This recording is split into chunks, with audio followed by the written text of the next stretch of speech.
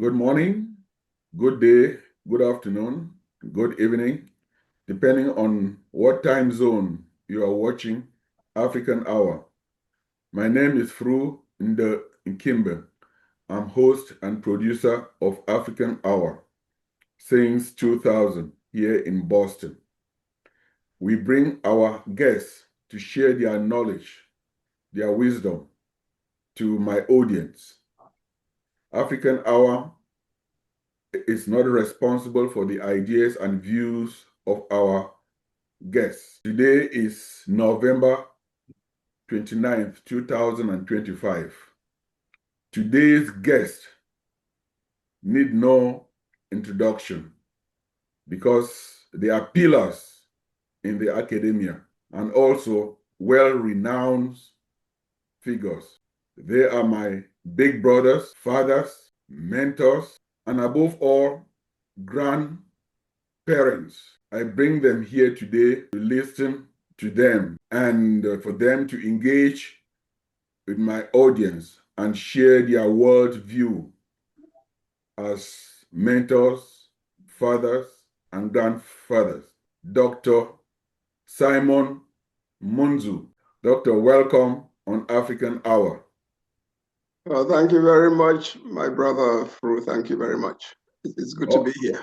You're very, very welcome. Also, we have Professor John Fobanjong. I call him Tata Fobanjong, an important title name.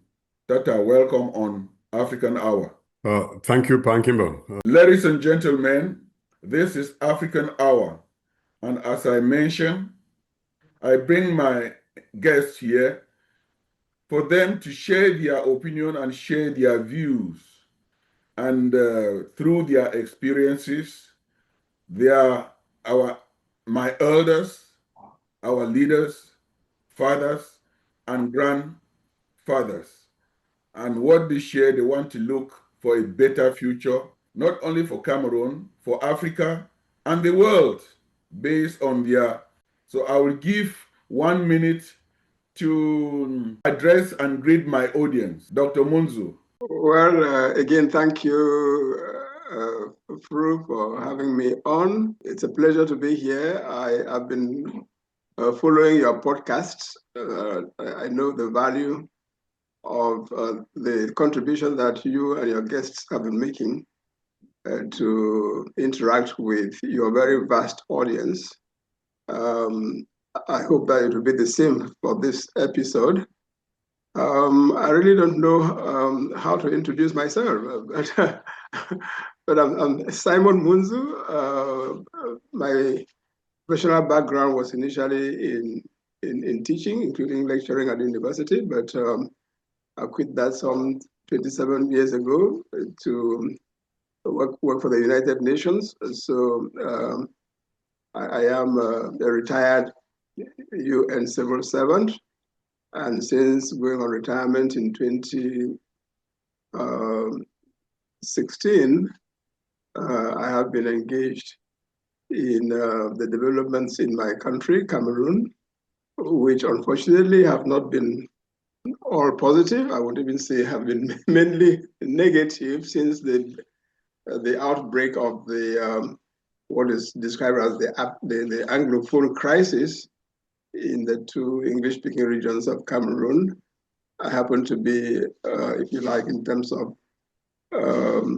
ancestral origin, I happen to originate from one of those two regions. So a lot of my energy has been dedicated to trying to find ways of ending that conflict, by negotiation. Unfortunately, that is not happening yet, but we continue to struggle. Thank you very much, senior brother, Dr. Munzu. That I think my audience are really looking forward to an enlightened and well-informed discussion. Professor Fobanjo, over to you. Thank you, Mr. Fru, my brother Simon. Thank you. My name is Fobanjong. I am a son of the soil, born in Bamenda, proud African, and I would like to add to my introduction. Papu said introduced me earlier as a father, a big brother, a grandfather. I would like to add to that I am a true patriot of the land, of our land, and was born, raised, and educated in Cameroon. In the early years, I worked for the government in security. I retired in 1980. The man who recruited me in the police, Martin Mbarangangele, he's still in government today. He's still the director of the Delegate General for National Security. From his biography, I'm told that he entered the police in 1952. This is more than 70 years ago, and he's still in office. I long retired, moved out of the country, went overseas to study in the hope that I would study and bring back the knowledge to my homeland. But unfortunately, came out here, ended up becoming a refugee. So I went from being a patriot to being a refugee, somebody who was running away from their country of birth. It is painful, very painful. I love Cameroon. I love my homeland, just as every Jewish person who lives out in the diaspora is yearning and longing to go back to their ancestral homeland. I am yearning, longing to go back to my homeland, the birthplace of the Bantus. So thank you for inviting me on this program. I will do my best to share with your audience my thoughts on where things should be leading and how we should work together to bring an end to this nightmare that's been thrown on us. Thank you. Thank you very much, Professor Fobanjo. All of us are passionate and hoping and looking forward to a permanent, peaceful solution to our land, the land of our birth.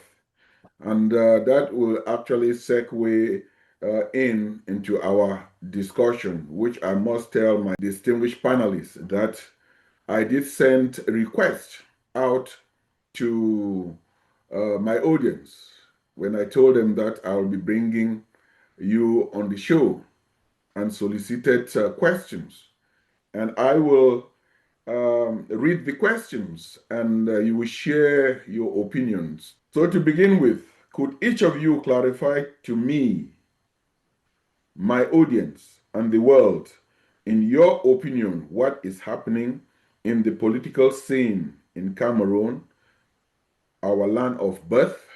I'll let Dr. Monzo go first. Okay, John. Yeah, thank you. What's happening in Cameroon? Cameroon has been in the news lately, but for all the wrong reasons, especially with regard to the political scene, which is the focus of your question. We know that Cameroon has been supposedly independent since 1960, the 1st of January, as concerns the French-speaking part of Cameroon, and since October 1st, 1961, as concerns the English-speaking part of Cameroon, and the two parts came together that same 1st of October 1961, the day of the independence of the English-speaking part, to form one country, initially called the Federal Republic of Cameroon.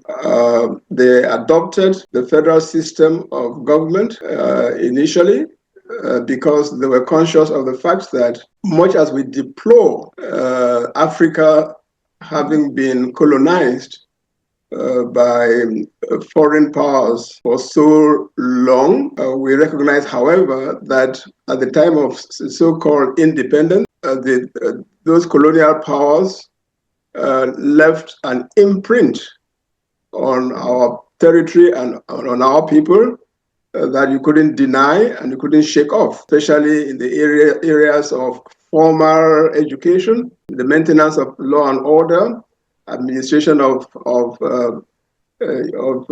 foreign-derived systems of justice. In all those areas, in terms of the colonial legacy, there were major differences between the heritage of English-speaking Cameroon and the heritage of French-speaking Cameroon. I say with regard to their past colonial experience, which continued to affect day-to-day governance. It is therefore an acknowledgement of the need to allow each of the two territories to continue to administer themselves based on this heritage, which hopefully they were going to shake off as time went on. But at that initial stage, 1960, 1961, an act of realism to recognize that there were two heritages. Hence, the decision to adopt the federal system of government. But barely 11 years later, in 1972, this system was arbitrarily, if you like, abandoned and replaced by a unitary system of government under which, starting from that 1972, English-speaking part of the country and its people have been systematically dominated, marginalized, assimilated, and there comes a point where people who have undergo such experiences kind of fight back. They say, no, we don't want to continue to be administered this way. So and for several years, for decades, the people of that territory manifested their discontent with their status of second-class citizens in their own country, wrote memoranda, formed associations to engage with the government in Yaoundé to bring an end to this situation. It didn't work. And it didn't work because that government in Yaoundé turned a deaf ear to everything, refused to engage in a dialogue, in a negotiation that would have allowed us peacefully to resolve this matter. Unfortunately, things escalated when in 2016, the situation led to what we call the Anglophone crisis today. And since 2017, that crisis has become an armed conflict, given that some young people in the Anglophone community felt that for almost 60 years, the avenue of peace, peaceful negotiation, of dialogue has not delivered anything.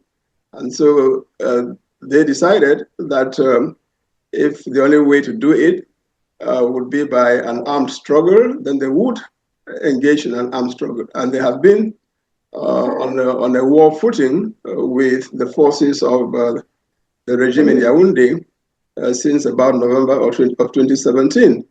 Now, I recount all of this because it has an impact on what we see as the political situation in Cameroon today, because there is an active armed conflict going on in the two English-speaking regions, with all the consequences that can bring. But in addition to that, for the rest of the country, Cameroon has been, to all intents and purposes, an autocracy, a government in which, or a system of government in which the powers are concentrated in the hands of one man, the President of the Republic. And over the years, this autocratic rule has increasingly, deprived Cameroonians of the freedom of speech, freedom of assembly, and in all domains, Cameroon has stagnated. A country that was very promising has stagnated and is being overtaken by nearly every other African country in nearly every domain. So there is a general sense of malaise, not only in the two English-speaking regions, but throughout the country. And people are fed up with the system of government, and especially with one man's rule for the past 43 years.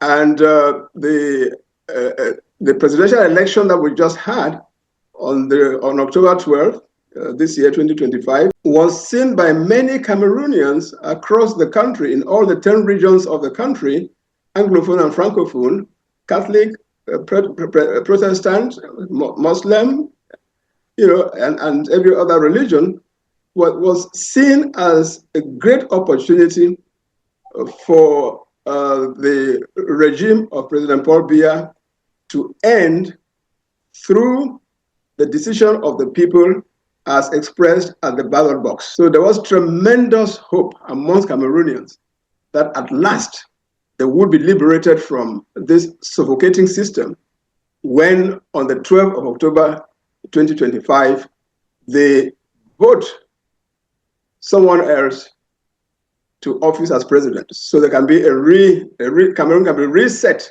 We can restart the development of our country.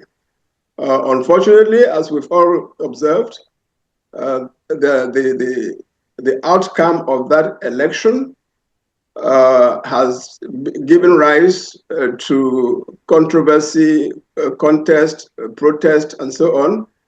And now, in addition to every other thing that Cameroon has had to endure, comes a post-election conflict. I can only hope that wisdom will prevail and that instead of allowing this to escalate into yet another, armed conflict, as it could well be, I hope that we don't allow it to degenerate to that point, and that the main actors will find a way in the following weeks and months to resolve this emerging conflict and allow the Cameroonian people who are already so deprived of everything to live their life, quietly in a better country. I think, by and large, that's how I will put it. But if there are any specifics that are needed, I will eventually chime in again. A wise man once said that if you write your story, you will tell the world and describe them who you really are. Don't allow someone else to tell your story. As I introduce you, you are a big brother, a mentor, a father, and a grandfather. You have just laid the story to the world. For those who did not know the story of Cameroon, you have painted it to the world to understand the root cause and our journey since independence to what is happening now. Thank you so very much for sharing your wisdom to my audience. And I really believe that they are equally very happy to hear from you, and they are looking forward for more. Professor Fubanjam, all of us are sons from that land. Over to you. Thank you, Fru. Thank you. My position is that Cameroon, as all of us know, Cameroon is a pearl. Cameroon is a gem. It is the most blessed real estate on the continent of Africa. Anybody who's been to Cameroon or who's read about Cameroon would see that it's a country right there at the center of the continent, blessed with resources, human resources, natural resources, and most importantly, seated next door to Africa's biggest economy. Cameroon, this pearl, this gem, Cameroon is for us, or should have been for us, what Canaan was for ancient Israelites. What was Canaan? Canaan was a land promised to the Israelites, a land that would be flowing with milk and honey. Cameroon should have been that Canaan. The two actually, they both start with a C, Canaan, Cameroon. A land that should have been flowing with milk and honey. A land that could be feeding all of Africa. But unfortunately, Cameroon had the misfortune of falling in the hands of a failed empire. A failed empire. The country that's driven us to where we are today, that brought us where we are today, is France. France, by every measure, is a failed empire. Amongst the 7, 8 countries that colonized Africa, if you look at their records, which of their former colonies are doing well and which ones are not doing well, you classify them, characterize them, and you see that the most failed of all of those empires is France. Let's take Britain. Britain, go across Africa, you look at all of the countries that Britain colonized. They're all doing well. They're stable. They have democratic governance. And go even beyond Africa. You go to Asia, India, which has emerged to become the world's largest democracy in population. A country that was colonized by Britain. A country that was, Britain, which was at the time in competition with France. Now, and then let's move on and take a look at small, let's, Spain. Spain too was a colonial power. It colonized much of Latin America.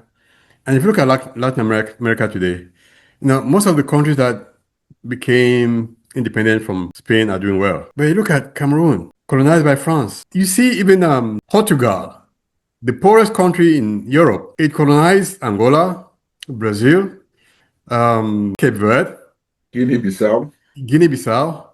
Cape Verde is doing well today. Angola is doing well, and Brazil is doing well. If you look around the world, from Vietnam to Algeria to Haiti, there's no country that France colonized that is doing well today. None. To look at what's gone wrong in Cameroon today, you have to go back and look at the founding of Cameroon, which was the power that founded or claimed to have founded Cameroon. By founding, I mean came in with the pretext that they were coming to promote civilization, development. Cameroon, I think, is actually worse today than it was during colonial time. And it all has to do with the power that imposed its will on us. France has done to Cameroon what it did to Haiti. Cameroon is Africa's version of Haiti. During colonial times, Haiti was the second largest economy in the Western Hemisphere, second only to the US. But fast forward and look at Haiti today. It is the poorest, the most unstable country in the Western Hemisphere. Sadly, because of France, we've become the Haiti of Africa. France has transformed, has made Cameroon this Canaan of Africa, this now land, this most blessed real estate on the continent. This failed empire, this is called France, has destroyed it and transformed it into what we can rightly refer to as the Haiti of Africa. When we look at a country like South Africa? Yes, South Africa. I think that they colonized in 1994.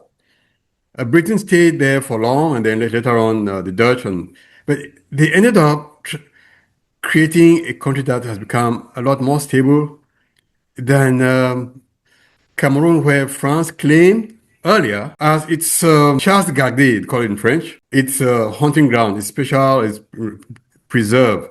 And so Cameroon, to truly find its bearings, it would need to abandon France, find a way to get rid of France. For Cameroon to emerge. About 20, 30 years ago, 30 years ago actually, Paul Biya in a speech made the claim that by the year 2035, Cameroon will become an emerging nation. What does emerging mean? It means that Cameroon would take off like an airplane that runs down, the taxis down the airport, the runway, then it takes off. So 30 years ago, this man claimed that Cameroon will become an emerging nation by the year 2035. We are 10 years away from 2035. We have no roads, no hospitals, no schools. When the ruling elite in Cameroon, when they fall sick, they fly out of the country for treatment. And they keep making us believe that we're going to emerge in 2035. Now, I worked in Cameroon in the 70s. The Cameroon that I lived and worked in was already emerging in the late 70s. We had an airlines that was in direct competition with Ethiopian Airlines. We had an airlines that flew to about 4 or 5 different European major cities. Today, the Cameroon Airlines has become a shadow of itself. We should have been number one, ahead of possibly Ethiopian Airlines. Why? Because we are centrally located, right there at the heart of Africa. Cameroon should have had the largest airport on the continent. We'll fly from other continents into Cameroon, and then have local planes take passengers to Benin, to Angola, to Gabon. But sadly, we were colonized by a failed empire and given leaders who had no vision, who had no love for our continent, for our country, and had no vision for Cameroon. So that's my sad take. Well, thank you very much. My audience and the whole world have gotten the true picture of Cameroon from those who have been there, seen it, did everything in their own power to see how they can move Cameroon forward. But one thing that really touched me, sadly, is that someone who was in the government in the 50s is still there now. And that is really a picture of the current regime. So with this background that you both have articulated and presented this picture to us, I would like to follow up that the power of the people is more important than the people in power. When the people in power abuse the power of the people, what should the people do? What, in your opinion, do you think should be done by Cameroonians to bring true democracy in Cameroon? Every country that has grown and developed to become a free and independent nation has done so by paying a price. The price comes in multiple forms. It could come in blood, it could come in a show of contrition, that's getting together and doing what you call truth and reconciliation. We've paid blood, especially we to bring us back from the doldrums that we're in today. We really need to go back to the drawing board. We have to go back to the drawing board. And what's the drawing board? We need to go back and redefine the truth, show respect for the truth. And what's the truth? The truth is written on the pages of the trusteeship agreement, the UN trusteeship agreement, the agreement that handed us over to Great Britain and the French-speaking part to French Cameroon, with instructions that they should govern and prepare us for independence and self-rule. This was in the late 40s. So come time for that independence, the truth was not respected. The powers that be did not honor their written word. Instead of following the letter of the word and granting us independence, they came up with this sham idea that we can only achieve independence by joining either one of two neighboring countries. That clause wasn't provided for in the trusteeship agreement. The UN did not say they should prepare us and give us independence by joining either Nigeria or East Cameroon. And so for us to redefine our nation, our democracy, let's go back and respect and show respect to the truth and honor the truth. The burden is not just on us in Cameroon. The burden lies with the UN as well. It lies with all of the stakeholders who were involved in the decision making that got us to where we are today. And who are those stakeholders? It's Britain, it's France, it's the UN. And those neighboring countries, Nigeria, French Cameroon, they know the truth. They know the truth. They could be brought in as witnesses. They can stand as witnesses. Between 1922 and 1954, we were doing more business culturally and politically with Nigeria than with East Cameroon. So Nigeria could stand as witness. Say, yes, we know these people. We worked, they were close to us, but they don't belong with us, and they don't belong with East Cameroon. And so, if you build a house on sand, that house will not stand. Cameroon was built on sand. It was built on sandy soil. You build a house on sandy soil, a category 1 hurricane would bring down that house. And that's why Cameroon is collapsing today, because it is a house that was built on sand. By sand, I mean falsehoods, lies, thievery, you know. So we need to go back and redefine the truth and tell the truth and rebuild Cameroon on on the truth, on a rock of honesty. You look at a country like America. The reason why it remains strong today is because it was founded and built on truth. Its founders believed in freedom, and they wrote that down on paper.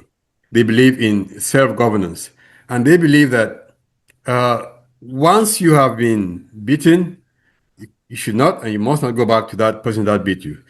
Who beat America? America was colonized by Britain and exploited, and they had to fight a bloody war to win it. So when they became independent, they refused to do business with Britain. They even know. But here we are, French Cameroon in particular, was now claimed that it was granted independence in 1960, but then remained appended to France. That's falsehoods. That's part of the falsehood that I'm talking about here. You build a house on sand, that's building a country, that house on sand. And so honesty, truth can help redeem and bring us back to the stable nation that all of us want to build. Thank you. Well, Prof, well said, and I really agree with you. But that is history that has been going on. The youths of today are putting before you not only their fathers, but their grandfathers. You are setting the page and turning the page and leaving that Cameroon for them. They are asking you, what is your legacy? And they are telling you now that this history that's coming on, and that at this moment, the power of the people is more important than the people in power. What all of you have said is right, but it doesn't give that credence to the power of the people. And now, if the people in power are abusing their rights since for 60 years, they are putting in front of you, in your opinion, what do you want them to do? We know about this history. Let's forget about this history. They want to know, tell them now and what the future is for them, because let us not be buried into history. You have laid that groundwork. You have let the whole world know where we came from and what is going on, but what is the way forward? Very good. Thank you. I'm glad you place the emphasis on the youth. Yeah, could you think on that and then let Dr. Munju come in, please? You do well to recommend that we don't dwell too much on the history, because a lot has happened historically, a lot has happened to our country, which is unjust, unfair to our people. There is no reason why our territory should not have become independent on its own, given that both then and now we find so many independent sovereign states in the world that are smaller in size than the southern Cameroons, smaller in population, even less viable economically than our territory was in the 50s and 60s, and yet they acceded to independence on their own, and we were deprived of that. But that is history. That is history.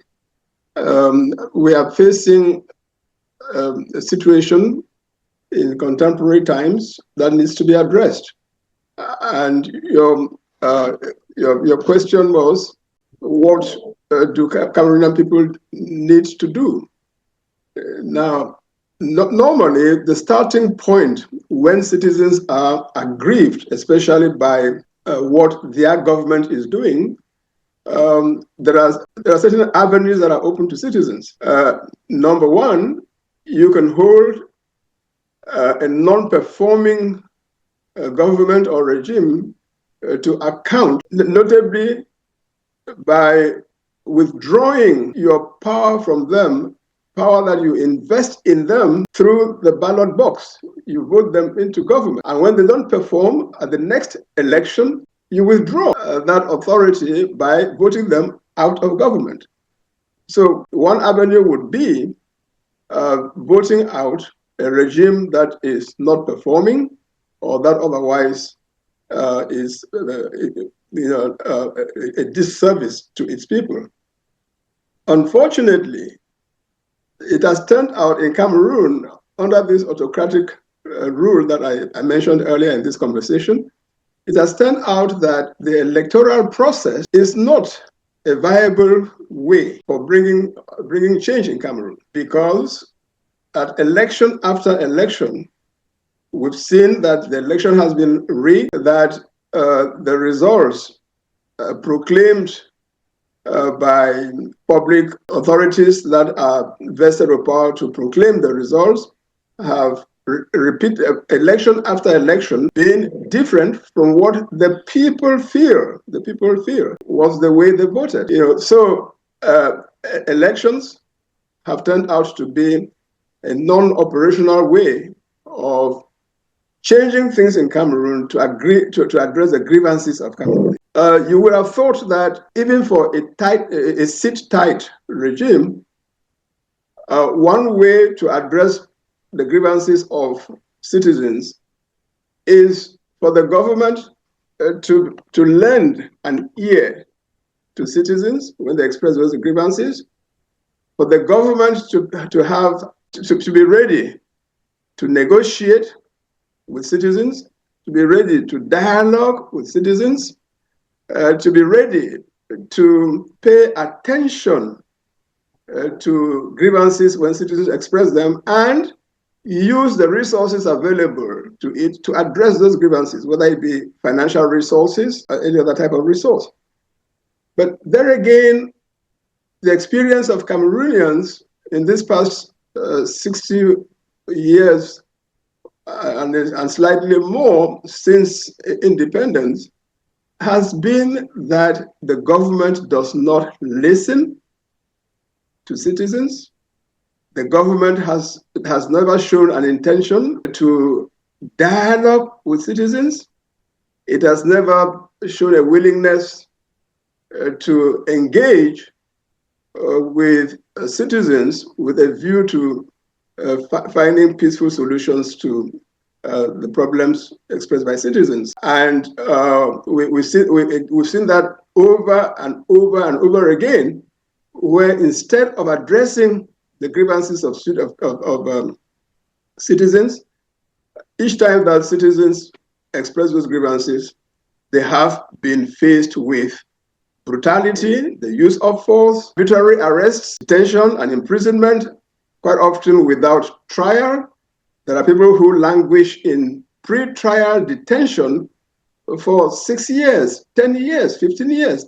They're in prison, they haven't been tried, they haven't been convicted, but to all intents and purposes, they are prisoners. Now, so in that environment, it becomes difficult to solve our society's problems through dialogue and negotiation. So those two having been eliminated, what remains? Citizens find that they either have to remain in that constant state of subjugation by their own government, or they say they've had enough and they are going to revolt. So in most countries where the people are pushed to that point, the only thing they have left is a popular uprising. It's a popular uprising, because if the government prevents them, shuts against them every other avenue and leaves them to choose between a popular uprising or perpetual subjugation, I think that the people are more likely, when pushed to that point, to choose a popular uprising. So in Cameroon, I'm afraid we are inching progressively towards that. And we've seen those uprisings in other places, including more recently in countries like Nepal. Nepal, Yes. Bangladesh.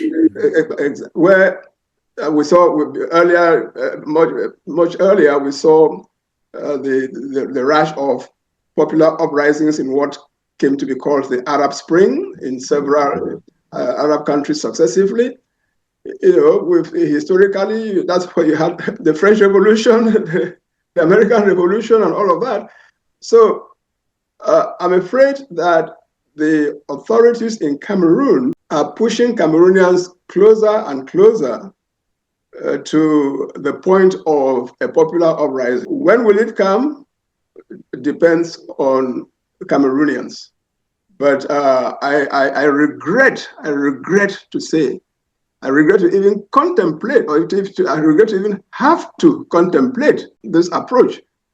But when dialogue fails, when all avenues for negotiation are closed to a people, what else can they do than to go into a revolution or an uprising? And I wouldn't be surprised if sooner or later we come to that point in Cameroon. I could really see and feel in your voice that you are a very nonviolent person, and that you speak for the majority of all of us, and that saying really holds, that the power of the people is more important than the people in power. And when the power of the people puts people in power, they abuse their rights. The ultimate results will be what happened in France with the French Revolution, the American Revolution, what happened in Nepal, the Arab Springs, Bangladesh. Is that what is going to happen in Cameroon? But let me pause here and reassure my audience that you are watching African Hour. African Hour is fair and balanced and brings guests to share their views and opinions.